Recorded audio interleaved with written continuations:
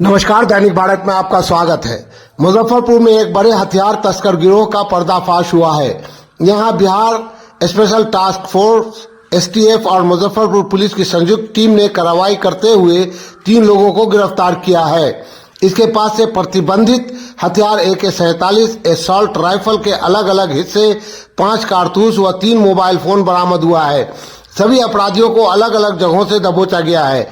गिरफ्तार अभियुक्तों के तार कुख्यात छोटू राणा गिरोह से जुड़े होने का शक है। गिरफ्तार किए गए लोगों से पुलिस की पूछताछ में पता चला है कि बिहार में AK-47 एसॉल्ट राइफल की तस्करी के लिए एक बड़ा सिंडिकेट तैयार किया जा रहा था। ये गिरोह असम के दीमापुर और नागालैंड जैसे इलाकों से घातक हथियार AK-47 मंगवाता था। तस्करी के लिए ये हथियारों को कई हिस्सों में बांटकर उसको ट्रेन और अन्य सवारी के माध्यम से ट्रांसपोर्ट करते थे।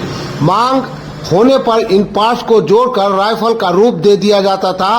पुलिस से बचने के लिए ऐसा किया जाता था। इस मामले में एसएसपी राकेश कुमार ने बताया कि सबसे पहले मुजफ्फरपुर रेलवे स्टेशन से जैतपुर थाना क्षेत्र के पखरौरा गांव के रहने वाले विकास कुमार को गिरफ्तार किया गया। उसके पास से AK-47 का बट और लेंस बरामद हुआ।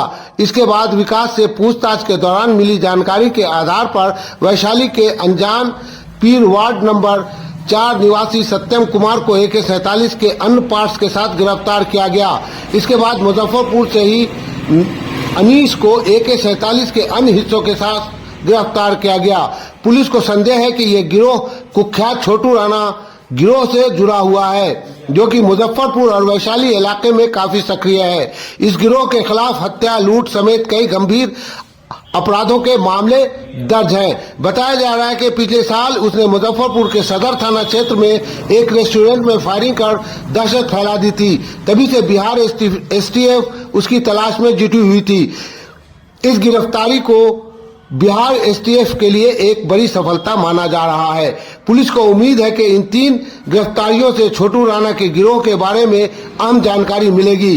पुलिस यह भी पता लगाने की कोशिश कर रही है कि यह गिरोह अब तक कितने हथियारों की तस्करी कर चुका है और ये हथियार किसे बेचे गए हैं। पुलिस का कहना है कि फिलहाल जांच जारी है।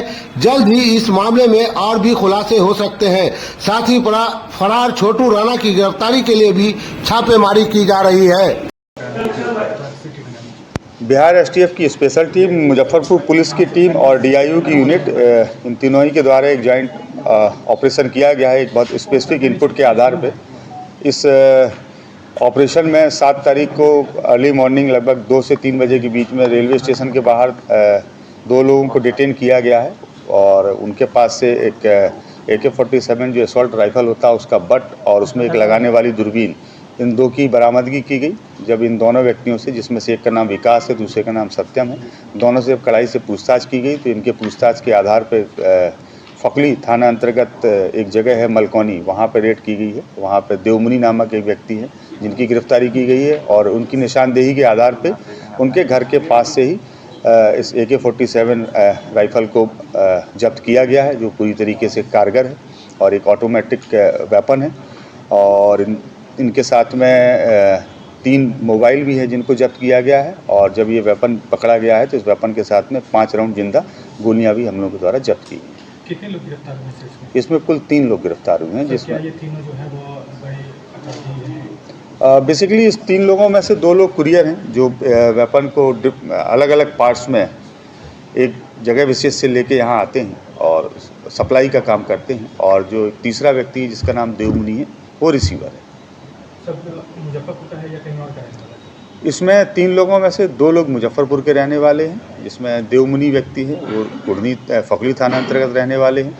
विकास नामक जो अपराधकर्मी है वो जैतपुर का रहने वाला है और जो तीसरा सत्यम है वो वैशाली जिले के टाउन थाने का रहने वाला है। जो हथियार बरामद हुआ है, क्या हाल के दिनों में ऐसी कोई घटना में उस हथियार को प्रयुक्त किया गया है? अभी हम लोग उसमें इंटरोगेशन कर रहे हैं। अब चूँकि अनुसंधान बाधित नहीं हुई, इसलिए बहुत सारी चीज़ें अभी डिस्क्लोज करना उचित नहीं है। लेकिन जैसे ही इसमें हम लोगों का काम कंप्लीट हो जाएगा या और फर्दर फैक्ट्स कुछ ऐसे आएंगे तो आप लोगों के साथ हम लोग शेयर करेंगे।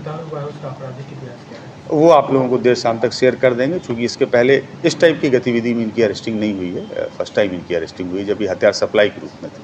बाकी हम लोग दूसरे जिलों से डिटेल्स ले रहे हैं।